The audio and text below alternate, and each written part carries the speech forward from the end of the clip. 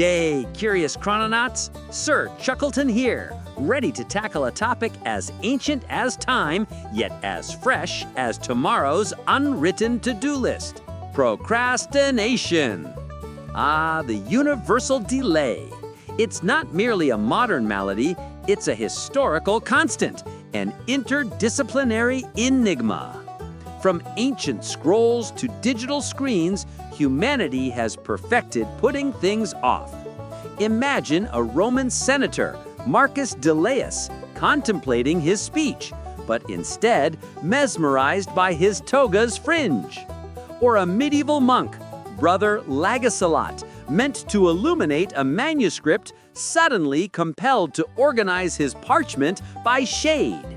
Even great minds weren't immune. Leonardo da Vinci, a titan, notoriously left many projects unfinished.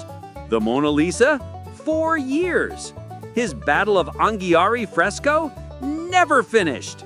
Was he just busy, or was there a touch of "I'll get to it later" in that brilliant brain?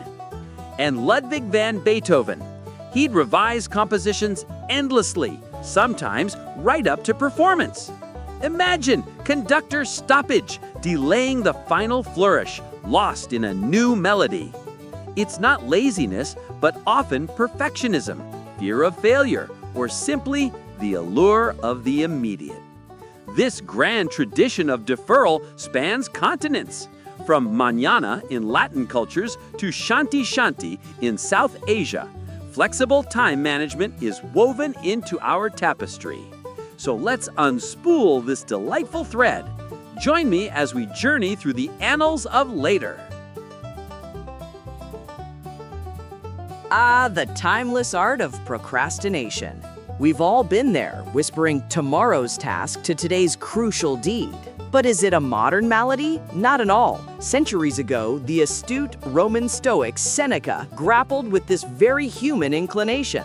He observed that while we are postponing, life speeds by. It wasn't just about deadlines, it was about the very essence of living. Seneca saw delaying as self-theft, a gradual pilfering of present moments, exchanging them for an imagined future. He wasn't just a philosopher, he was an early psychological cartographer, mapping the dangers of inaction. He understood that our reluctance often stems from anxiety about the unknown. This ancient wisdom isn't just a dusty scroll, it's a vibrant call to action. Seneca urged us, begin at once to live and count each separate day a separate life.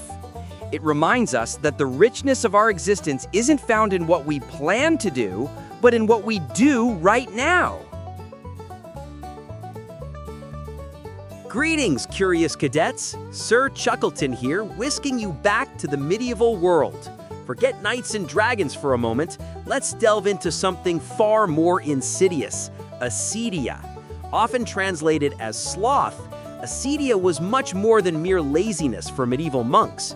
It was a profound spiritual and psychological crisis, a soul sickness.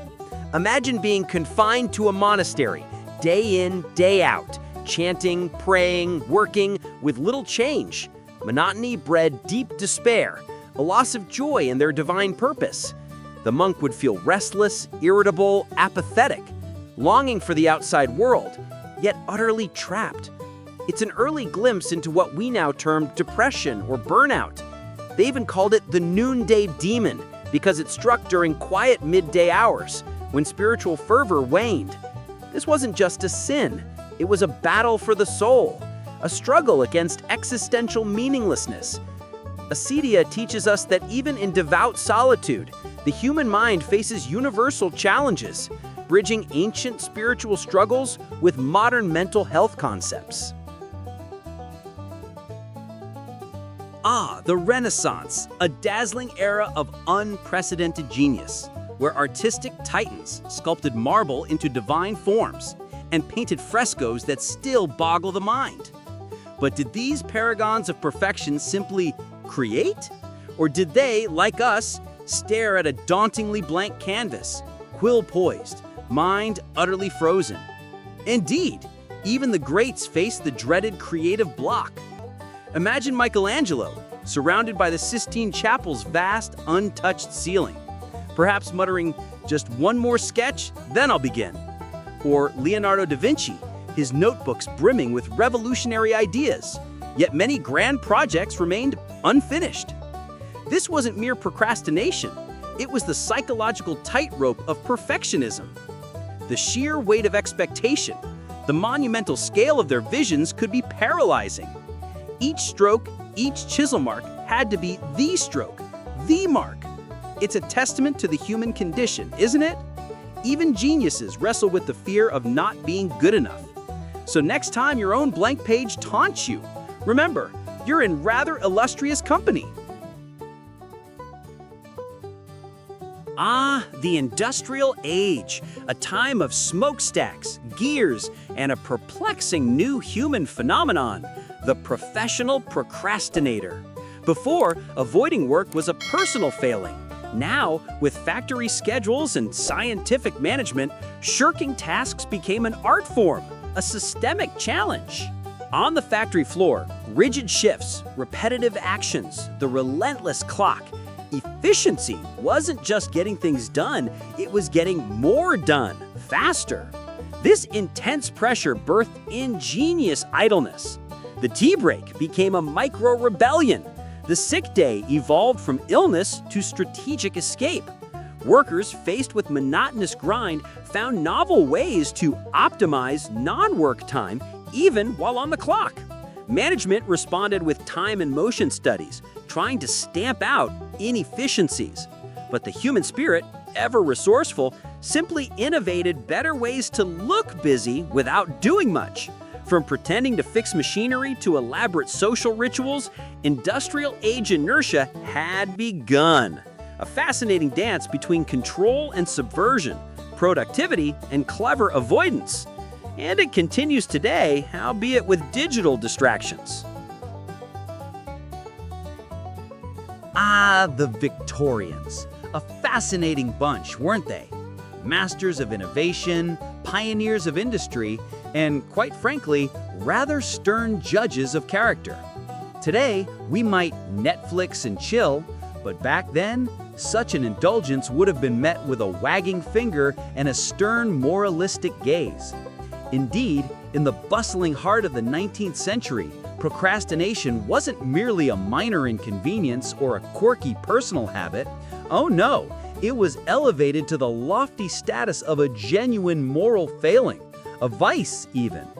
Imagine the shame to be caught in the grip of sloth, a cardinal sin, not just against productivity, but against one's very soul. The Protestant work ethic, robust and unyielding, permeated society, demanding diligence, thrift, and relentless industry. Every tick of the clock was a precious resource, a divine gift to be meticulously invested, not squandered. Idleness was the devil's playground, leading to moral decay, financial ruin, and general societal disarray. Why, they'd practically write you off as a lost cause. This wasn't just about getting things done, it was about demonstrating your worth, your uprightness, your very character. A true Victorian gentleman or lady was defined by their disciplined approach to work and life, eschewing dawdling for relentless purpose. So, the next time you put off that chore, spare a thought for our Victorian ancestors. They might just be tutting at you from the great beyond, reminding you that time, much like a good cup of tea, waits for no one, and certainly not for a dilly-dallyer. Now, as calendar pages flipped into the 20th century, we decided to study this peculiar habit. Psychology, the science of the mind, stepped in, armed with theories ready to unmask the true culprits.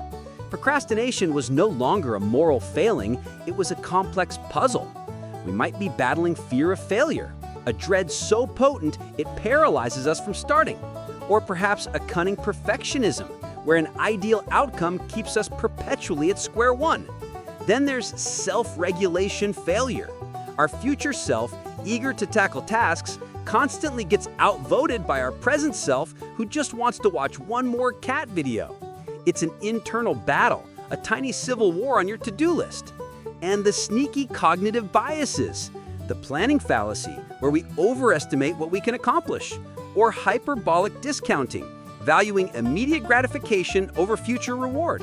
A marshmallow now or two later. The struggle is real. So from ancient scolding to modern understanding, psychology transformed procrastination from a flaw into a multifaceted phenomenon, and thankfully offered tools to fight back. Procrastination, a timeless art. Our ancestors might have sharpened spears just a little longer, or rearranged cave paintings. But today, the digital deluge has given this ancient impulse a powerful, insidious ally.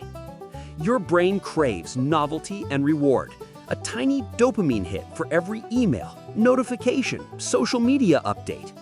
This isn't laziness, it's our primal reward system hijacked. Each ping is a micro jackpot, pulling us from deeper, challenging tasks. We're hardwired for immediate gratification. The infinite scroll is the ultimate candy store for a dopamine-hungry brain, offering constant, low-effort rewards. Why wrestle with a spreadsheet when a cat video is just a tap away? Understanding this neurochemical dance isn't about shaming ourselves. It's about recognizing how clever algorithms exploit our ancient wiring. The challenge isn't just willpower. It's redesigning our digital environment to reclaim focus. Even a stick figure professor needs to occasionally avoid the infinite scroll. And so, my dear diligent or perhaps delayer friends, we reach our procrastinatory pilgrimage's curious conclusion. What's learned? Ancient Roman philosophers fretted, just as we fret over that looming email. Our magnificent yet mischievous brain often seeks comfort, delaying the daunting. But fear not, history offers peculiar antidotes. Take the Pomodoro technique, no tomatoes, but Seneca's Stoicism had similar spirit. It's about focused sprints, like a Roman legionary, short, intense effort, then glorious rest. Or the 2-minute rule, if a task takes less than 2 minutes, do it now. Had Caesar simply responded to that Gaulish invitation, history might be less dramatic. The key isn't one epic battle, it's tiny skirmishes. Break the monstrous to-do into bite-sized to-dones. Each small victory builds momentum, like a snowball, becoming an avalanche of productivity. So, next time the siren call of later whispers, remember, even mighty empires began with one brick. Sometimes that brick just needs a 2-minute shove. Now go forth and do, or at least start. Ta-ta!